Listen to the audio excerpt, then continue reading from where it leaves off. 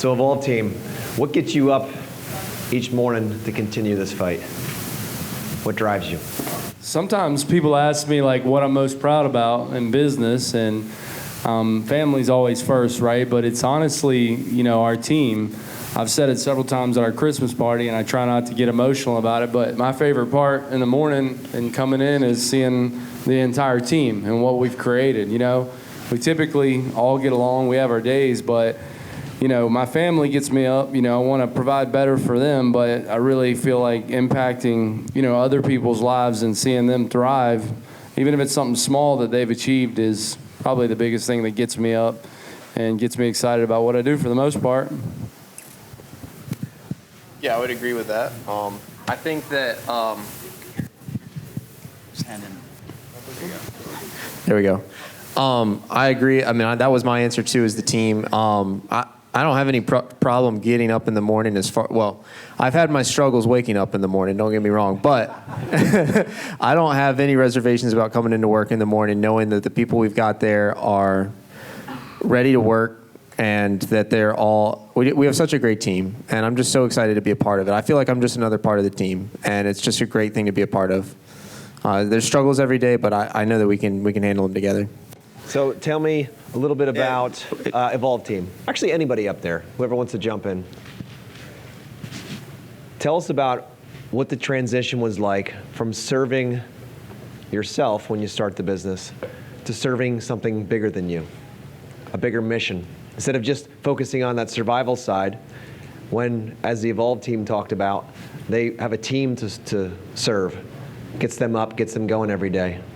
So my question for anybody up there is, how was that transition from you? How was that transition for you, going from I need to survive to I'm here to serve, and I'm serving something so much bigger than myself? I think like a lot of times, obviously wherever you want to be in business is, up to you. Everybody's idea of where they want to be and what success, looks like is different.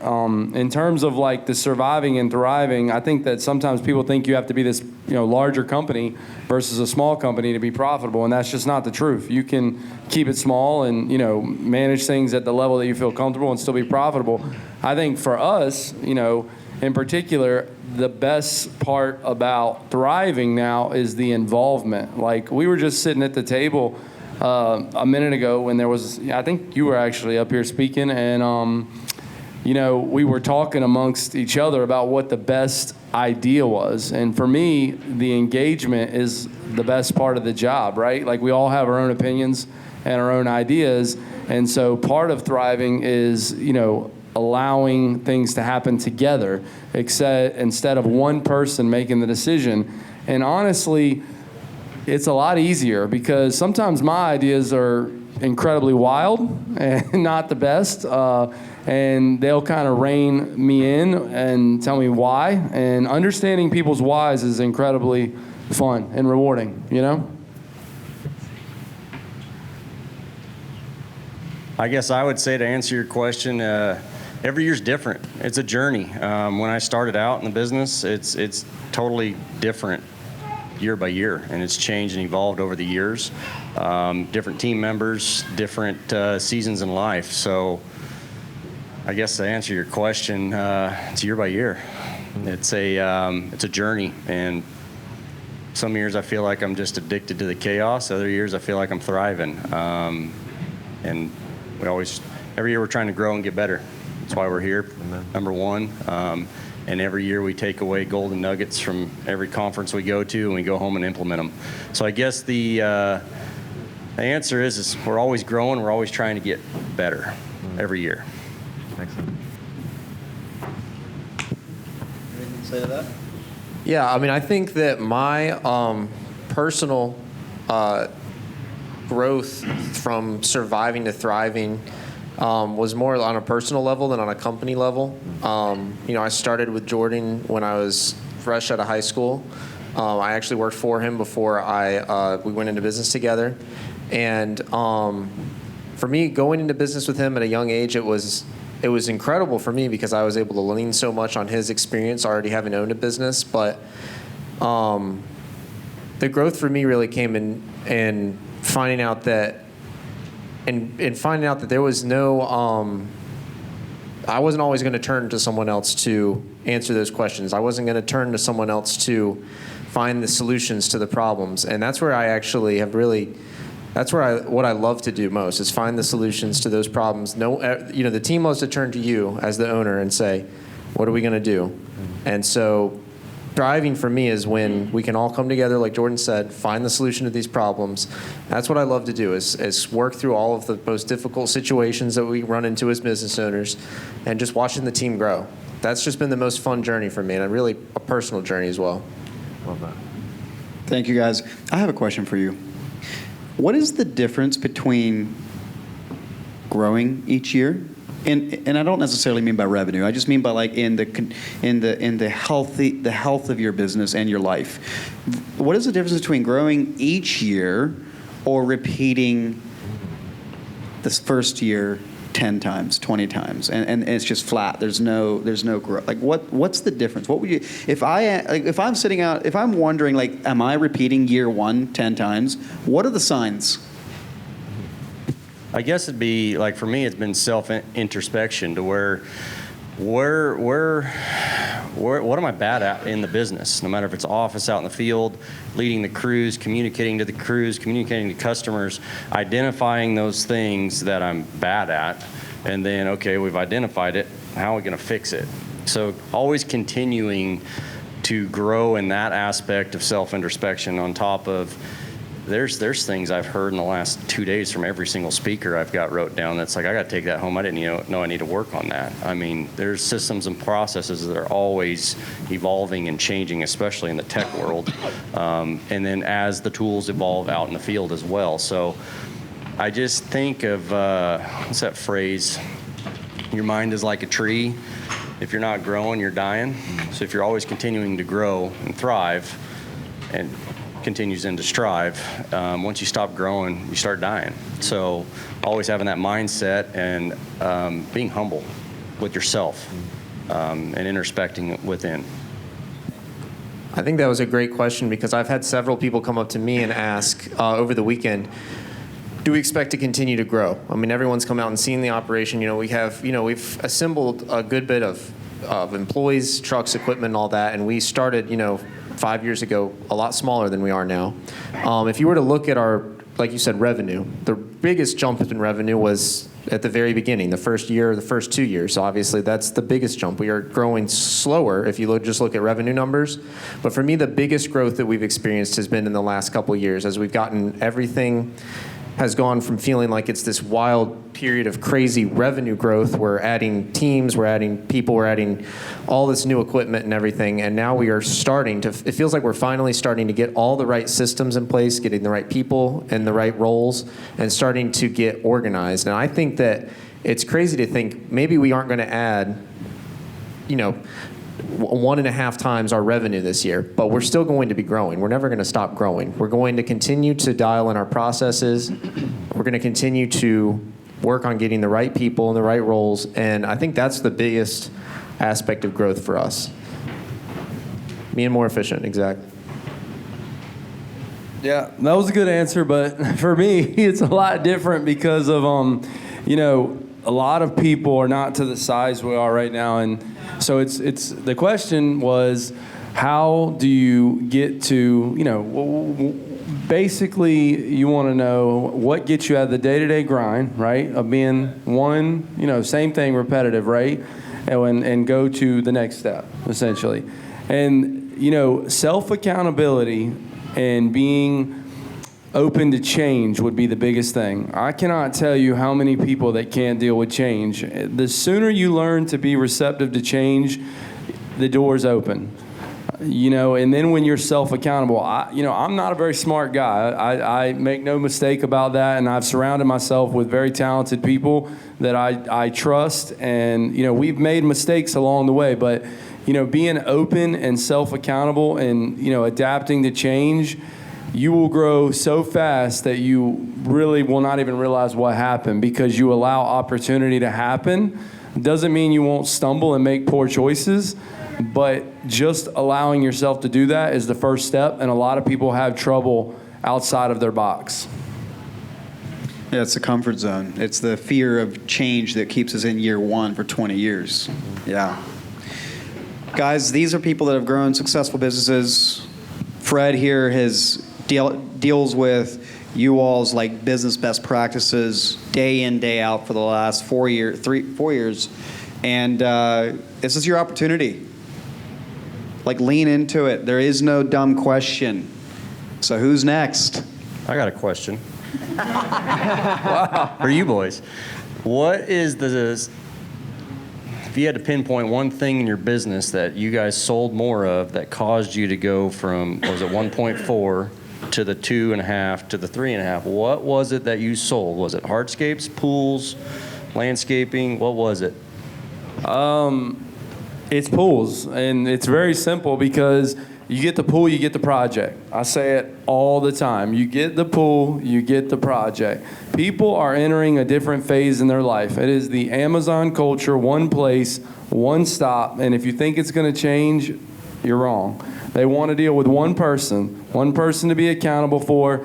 Most of these backyards start with a pool. I'm not saying all of them, but if you get the pool, you get the job. And so the reality is they're not shopping other people. They're looking for stability, the same thing you're looking for in life. They're looking for accountability, the same thing you're looking. The same reason you go to Amazon to buy 10 different items at the same store. You didn't have to shop at 5 different stores. So the sooner you figure that out, the faster, if you want to grow and you want to increase your bottom line, you're going to get there. Yeah, I mean, that's a great answer. Yeah, go ahead, Kyle. Go for it.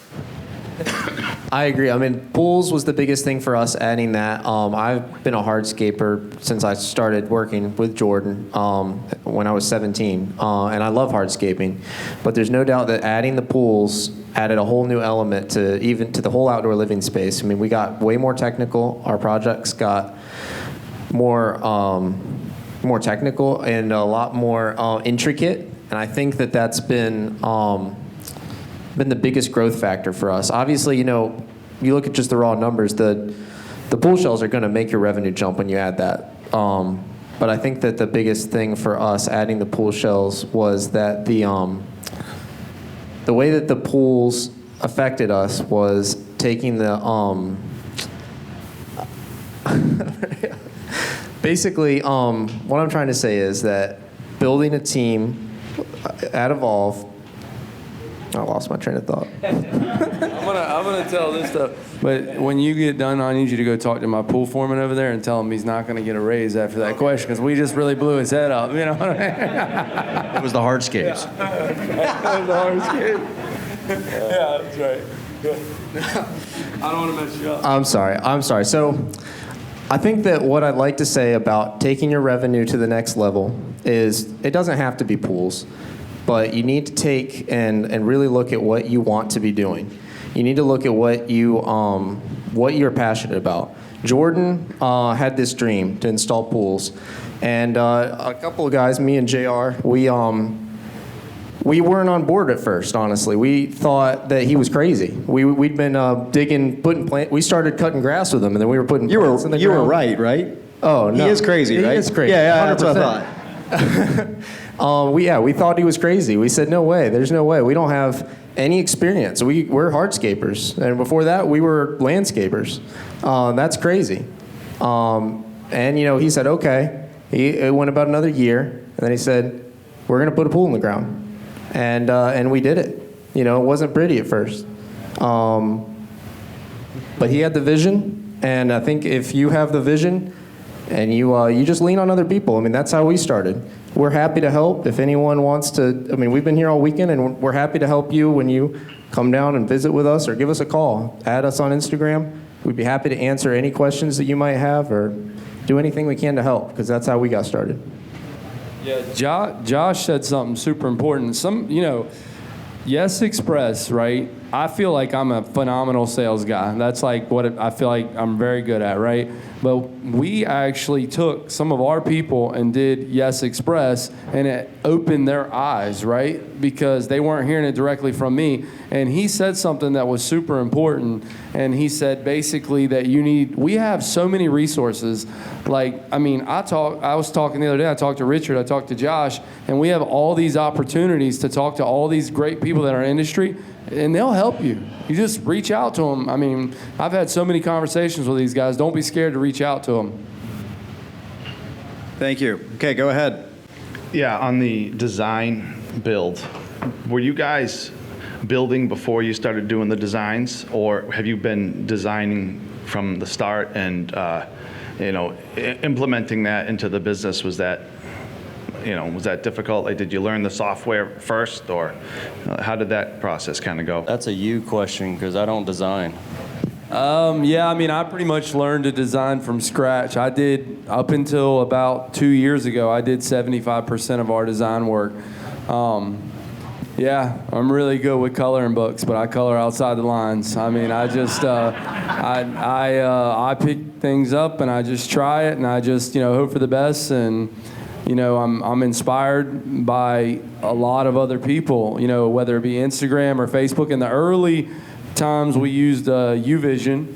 I'm sure several of you have used that program. It was a great freebie, and, that's where I would start. And then we got into, SketchUp and Lumion, and then now we basically use Structure Studios just because it streamlines things. But you don't have to be a design build firm, you do not have to have in-house designers.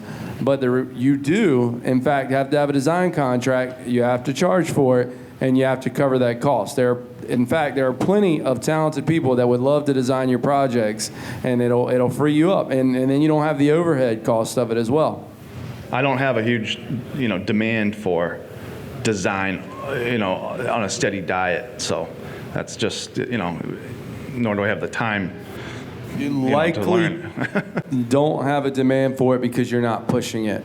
People tell me all the time they don't have a demand for design. It's because they're not pushing it. You have a demand for what you create, okay? And when you create that, people will come. Yes, this is a question for Luke. I think you need to elaborate a little bit more Can you hold the mic on. up closer? No, this is already killing me. You gotta speak up, babe. Better? Okay. I think you need to elaborate a bit more on, you said you don't do design. That's not quite correct. So you need to elaborate more about vision, because vision is design. You're correct. I know. Yes, honey.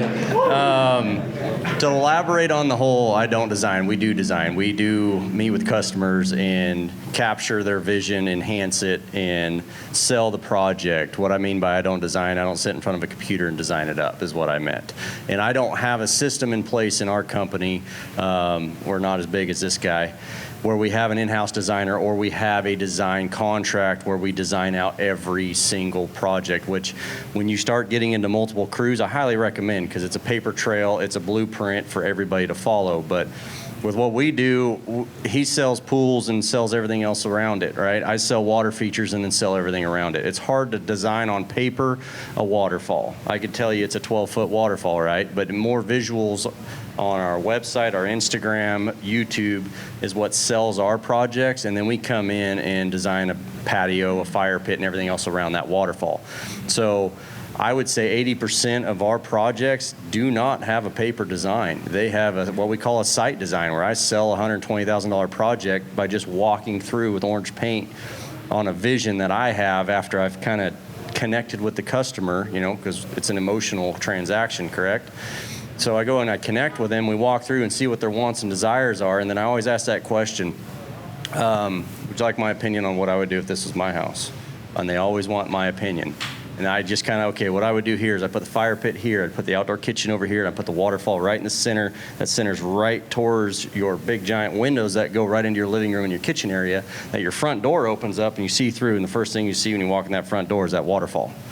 That's a connecting point. So at that point, the project's sold. The price isn't a conversation. We already pre-screened them at the office. So to say that I don't design, we do design, but it's a site design with customers connecting on that emotional level where they become friends, that become family, and we connect with them. So there is bigger projects we get into with a lot of hardscapes where I'll sub out the design, and I'll create the vision and then have another designer design it all up, put it on CAD drawings or 3D, whatever the customer is looking for, and they sign a contract with them. So yes, Pape, to clarify, we do design/vision, but not a in-house design. Yeah, and to kind of add on to that too is don't feel like you have to go become a Structured Studios expert and learn how to design on the computer and do all that. Like if that's your thing, awesome, great, do it. But if it's not, that's a perfect opportunity to partner with someone, either a local landscape designer physically in your area or someone online that you can send them the sketch and they do it overnight and in the morning it's done.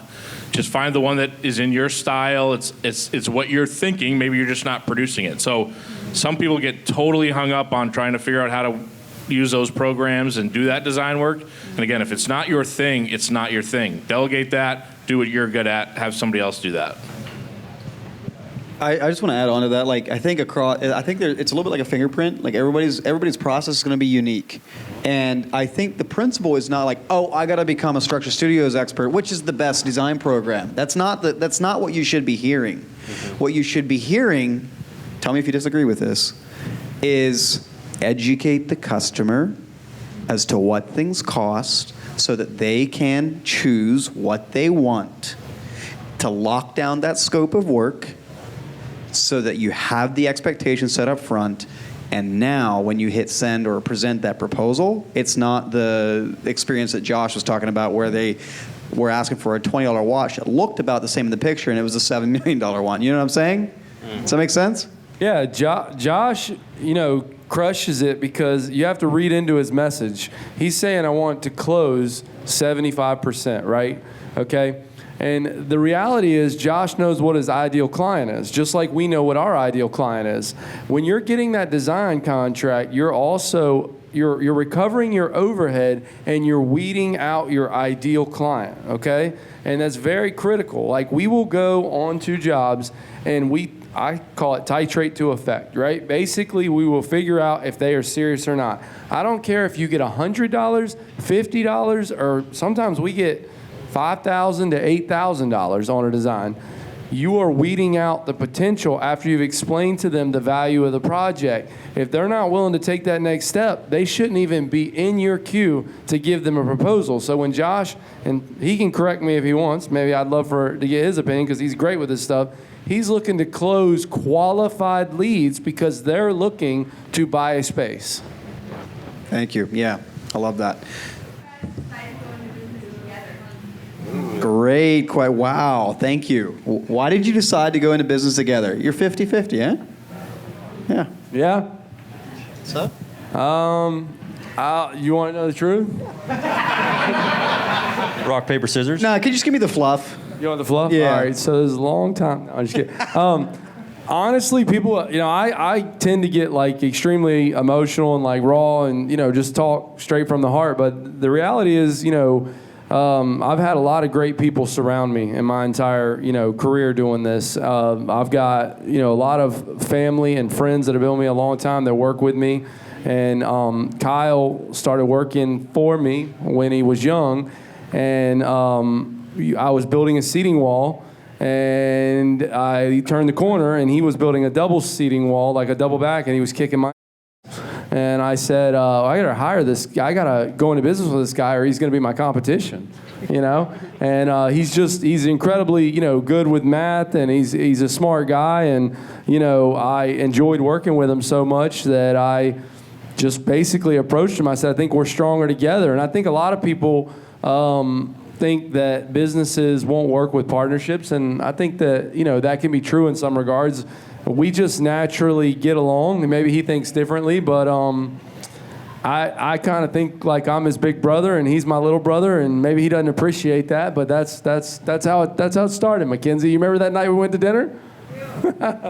I'll let him tell you that.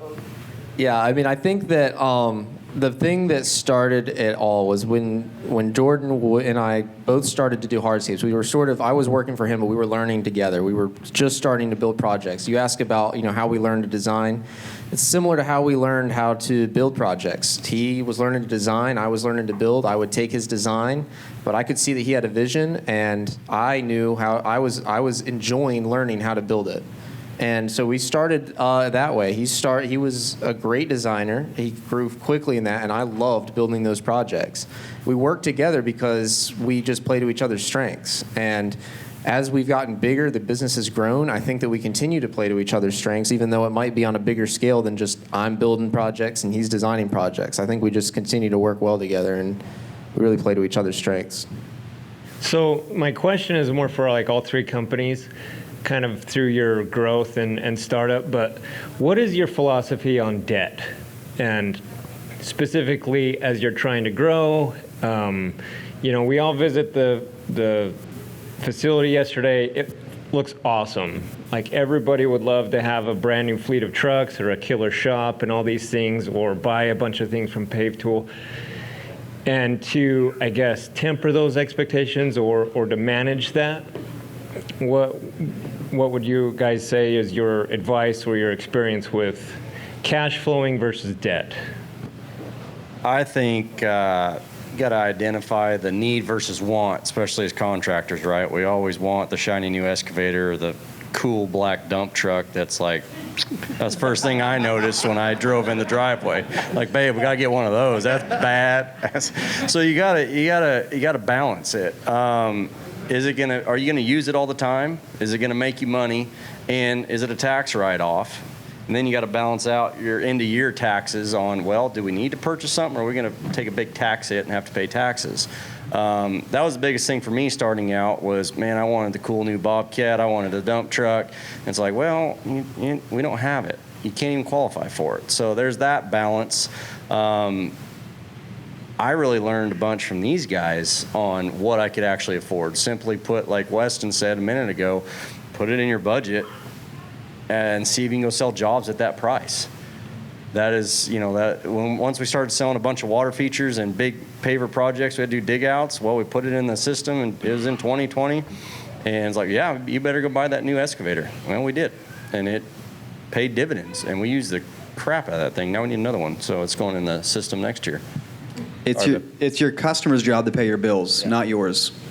Yeah, I think that's a great question, because I do agree. If you go out there and you look at all the nice things we have, we have some nice things. There's no doubt about that. I mean, and I think that everybody thinks that we just got those nice things. I do want to clear one thing up. This is my 11th year. Weston made me sound like a real rock star. And I sold a company that did well, and I have a non-compete clause with I can't do any maintenance. And then Kyle and I partnered with Evolve 6 years ago.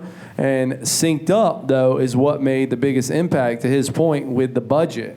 So we now believe in rotating things at a certain mileage because we are trying to attract the ideal client. And so our branding and the way we present ourselves, it needs to be, indicative of that. We need to basically portray the client we're looking for. Now, it's much easier for me to sell jobs and budget for it. I budget for everything. Kyle will tell you, we literally, if we need a new truck, we're like, oh, we'll budget for that. We start budgeting for that 6 months in advance. So like that dump truck that you saw out there, we ordered it 9 months ago and budgeted 5 months because we're talking about where we're going. We're not talking about where we are. And that's very important. Really good answer. 100%. I mean, these budget meetings I enjoy them. I think they're fun, but they can take hours. And we'll be crunching numbers. We'll look at everything has a cost. I mean, just because, the dump truck is great, yeah, but what else has a cost is getting that rock delivered every day. And not being able to control your logistics. When you are relying on old equipment, you're relying on other people's equipment, other people's delivering, you're not controlling your logistics, you have a man-hour cost. All those things add up too. So we're not talking about, you're at home and you want a new couch and you go to, Rent-A-Center. This is something that is going to generate revenue. you're going to make money on this. So you have to look at the synced up. This is how we make our decisions. We go in, we put the numbers in there. We can see what we're spending on rock delivery. We can look at our unbillable hours. If we have a bunch of unbillable hours, we can ask, why is that happening? Is that because our pool couldn't get delivered that day? The guys went out there to set the pool, and the pool company that we were hiring maybe at the time, because we didn't have a way to get the pool delivered right from our shop with our own truck, they fell through, and so we have a whole wasted day there. We can look and see what's costing us money, and that's where we make these decisions. I'll tell you, too, a good indicator of whether or not you need something is if you take away something that you have. If you're trying to duplicate it, right, and you have a truck that you use every day and you think you need another one, take away the one you have for the day and let me know how it goes, okay?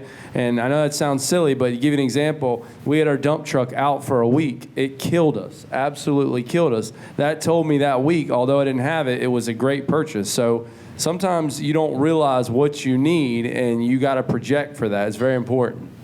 I think another thing to remember, because there's a lot of you in different stages of business, and it's not like there's one perfect formula for I need a dump truck, or I'm going to rely on a vendor to be my delivery logistics person.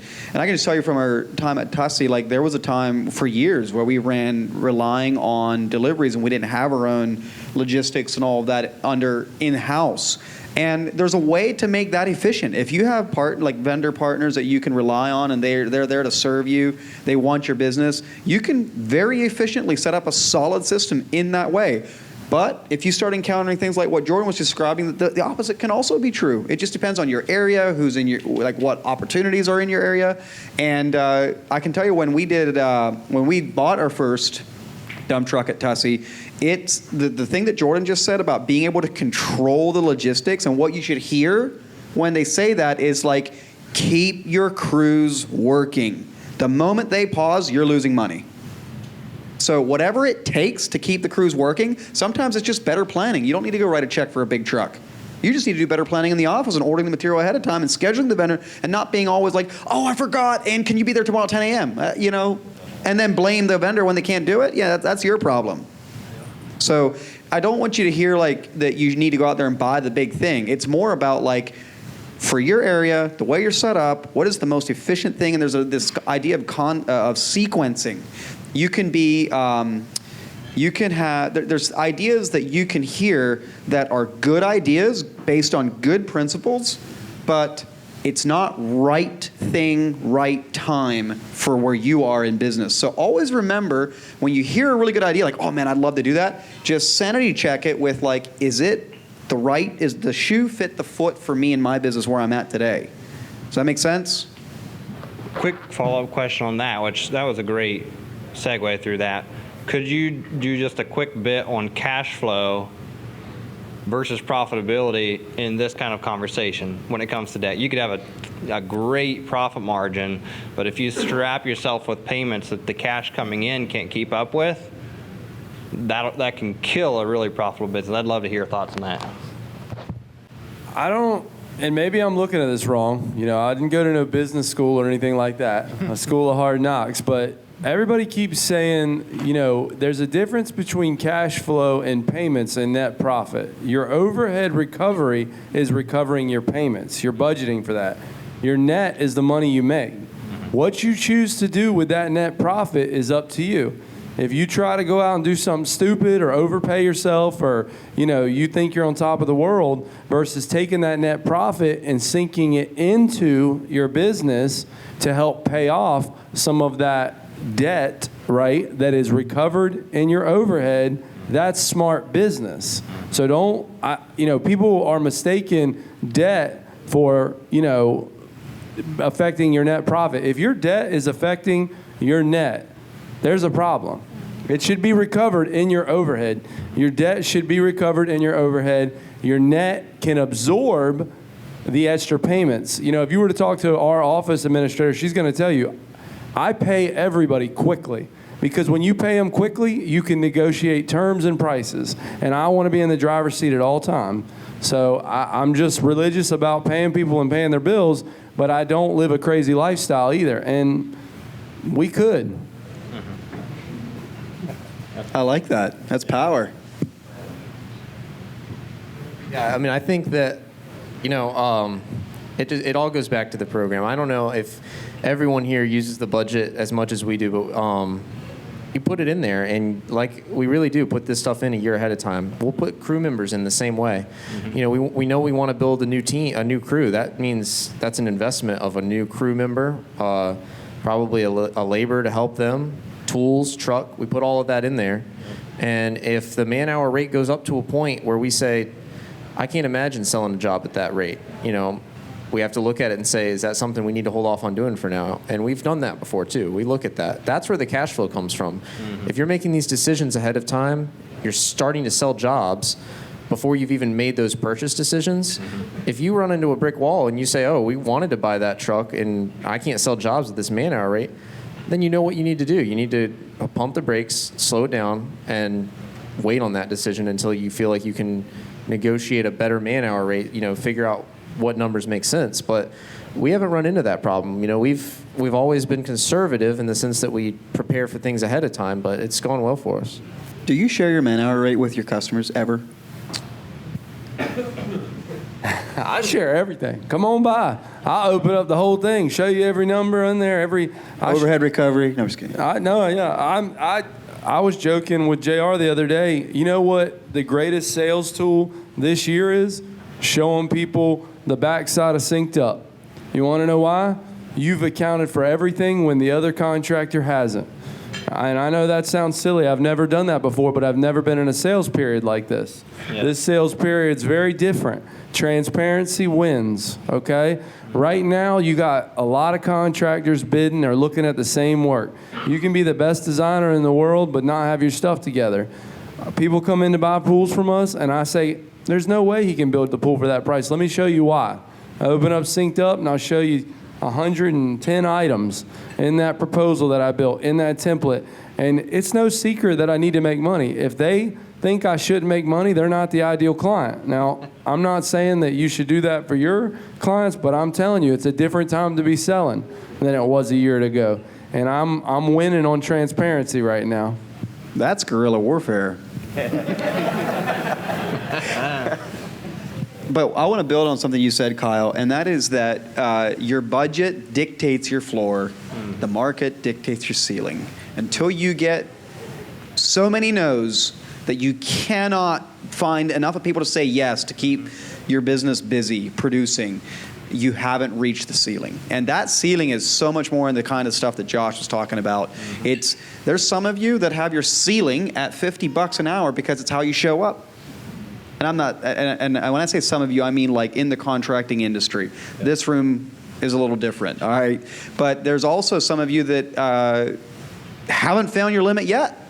Mm-hmm. And it's so much of a game with what Josh is talking about and what he's talking about with teaching his salespeople that it's not so much the number. We want to focus on the number when really the battle is in the value that's being shared and the budget. Just remember, the budget's the floor, the market's the ceiling. And don't, like to your point about like saying, well, man, I can't imagine selling a job at this labor rate. Have you ever sent or shared a proposal after you said that? Have you ever then shared the proposal and then won it? Oh, absolutely. Yeah. And I'll be honest. A lot of the times we'll say, I can't imagine selling a job at that man-hour rate, and then we'll go apply the budget, and then we'll sell the rest of our jobs that year at that man-hour rate, 100%. Like, let the market tell you no. Don't talk yourself out of it. Yeah. You see what I'm saying? I told somebody something very simple. Why are you deciding what they can afford? Yep. Preach. Let's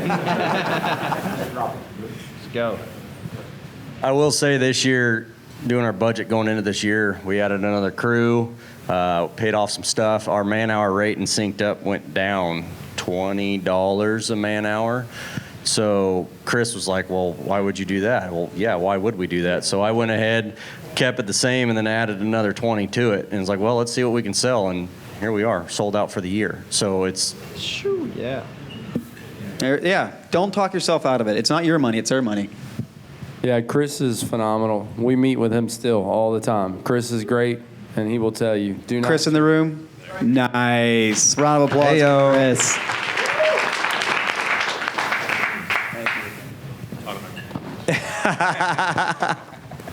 Fred, I have a question for you. Yes. What is the thing that you see people avoiding the most? Procrastinating. Like, they could do it if they just made up their mind to sit down and do it, and it would help them so much if they just did it. So the question, it would have to be time tracking. Has to be. I think every one of our users is creating an estimate and sending a proposal, or creating a proposal of some sort out of that estimate. But then that's where they stop. And if you are not, and Weston touched on this, if you're not time tracking, all this budgeting that these guys are talking about means nothing. Nothing. Because that budget is a guess on what's going to happen over the next 12 months. It's your best prediction, your best projection of forecasting what's coming. If you are not tracking time, meaning and the materials used, so labor and materials, to influence how that estimate actually stacked up, I expected to use 30 hours, we ended up using 50. You're not estimating correctly, therefore your budget's not correct because you have way more unbillable hours than you thought.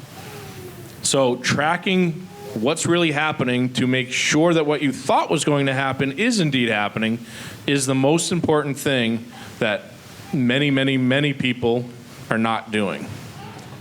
And one thing, when I was doing a lot of budget calls, I still do a handful, but you get into the unbillable conversation, and pretty much nobody knows what that is first off the bat. And then you're like, all right, anytime you pay them for a vacation, pay them for a holiday, rain days when in the shop, okay, that all makes sense.